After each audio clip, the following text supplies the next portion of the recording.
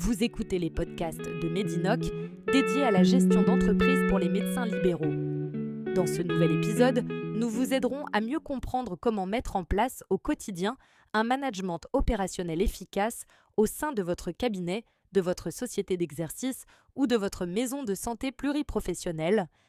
Lorsque l'on exerce en libéral, on est avant tout médecin, mais on est aussi de fait responsable d'une organisation, d'une équipe et de multiples relations professionnelles.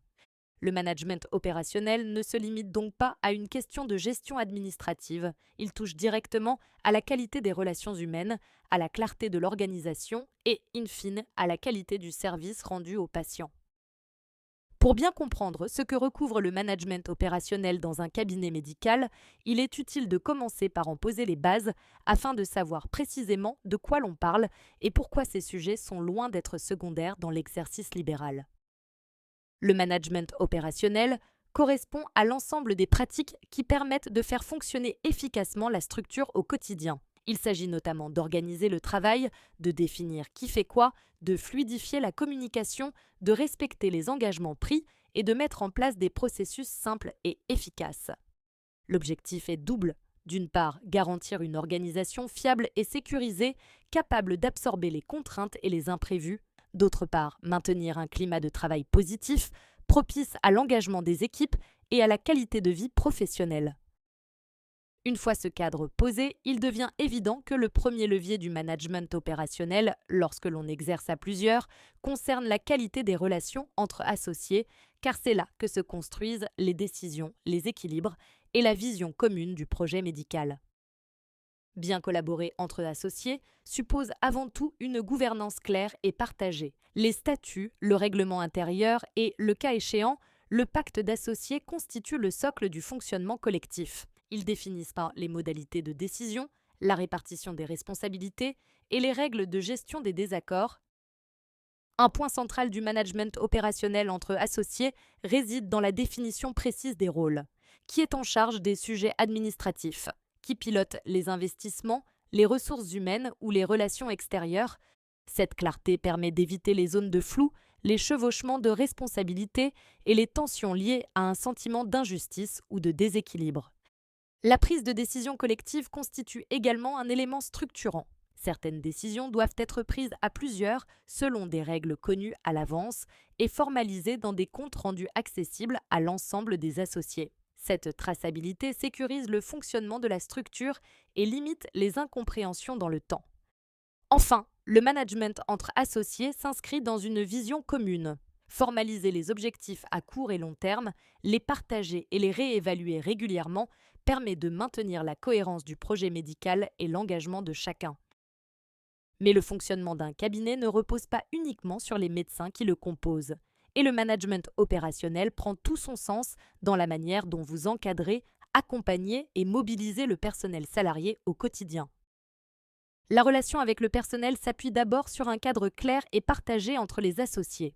Lorsque plusieurs médecins exercent ensemble, il est essentiel que les règles de gestion des ressources humaines soient communes et cohérentes. Le recrutement constitue une première étape clé. Définir un processus de sélection rigoureux et des fiches de poste précises permet d'assurer une adéquation entre les besoins de la structure et les compétences recherchées. L'intégration du salarié ne doit pas être négligée. Présenter le fonctionnement du cabinet, ses valeurs, son mode de gouvernance et les rôles de chacun facilite la compréhension du cadre collectif dès l'arrivée. Au quotidien, la motivation et l'engagement reposent sur un environnement de travail positif. Reconnaissance du travail accompli, conditions de travail cohérentes, accès à la formation et attention portée à l'équilibre entre vie professionnelle et vie personnelle participent à la fidélisation des équipes. Impliquer le personnel dans certaines décisions opérationnelles, comme l'organisation du travail ou l'amélioration de l'accueil des patients, renforce le sentiment d'appartenance et l'adhésion au choix collectif. Enfin, la gestion des performances doit rester structurée et bienveillante. Des objectifs clairs, mesurables et atteignables, associés à des plans d'accompagnement en cas de difficulté, permettent de progresser sans fragiliser la relation de travail. Au-delà de l'équipe interne, l'activité médicale s'inscrit dans un environnement plus large, fait de coopération, de réseau et de collaboration, ce qui amène naturellement à s'interroger sur la façon de structurer des relations efficaces avec les partenaires. Les partenaires peuvent être d'autres professionnels de santé, des établissements de santé, des réseaux ou des institutions. Une collaboration efficace repose sur la confiance, mais aussi sur la clarté des accords et des objectifs partagés.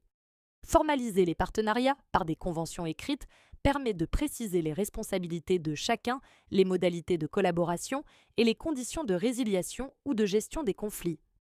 Participer activement au réseau professionnel contribue également à renforcer la coordination des soins, à rester informé des évolutions réglementaires et à développer des opportunités de coopération. La flexibilité et l'adaptabilité sont enfin des leviers essentiels pour faire évoluer les partenariats dans le temps tout en conservant une vision commune à long terme. Enfin, pour que cette organisation fonctionne concrètement et durablement, il est indispensable de s'appuyer sur des prestataires fiables, ce qui suppose là aussi une approche structurée, claire et sécurisée des relations contractuelles et opérationnelles. La sélection des prestataires doit être rigoureuse, identifier précisément les besoins, comparer les offres, vérifier les références et les certifications permet de sécuriser les choix effectués. Les contrats jouent un rôle central dans le management opérationnel. Ils doivent préciser les prestations attendues, les délais, les coûts, les modalités de paiement, ainsi que les clauses de confidentialité et de conformité réglementaire. Un suivi régulier des prestations, associé à une communication fluide et à une capacité de négociation dans la durée, permet d'optimiser les coûts tout en garantissant la qualité des services rendus. Avant de conclure, il peut être utile de prendre un moment de recul afin de rassembler les enseignements essentiels de cet épisode et de mieux comprendre comment ces bonnes pratiques de management opérationnel peuvent s'articuler dans votre propre exercice. D'abord, le management opérationnel repose sur un cadre clair, formalisé et partagé qui sécurise les relations et facilite la prise de décision.